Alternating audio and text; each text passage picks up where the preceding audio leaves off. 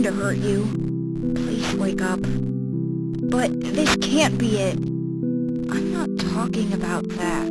It feels like the closer and closer we get to learning the truth, the world just pulls us away. I figured I was alone. Glad to know I was wrong.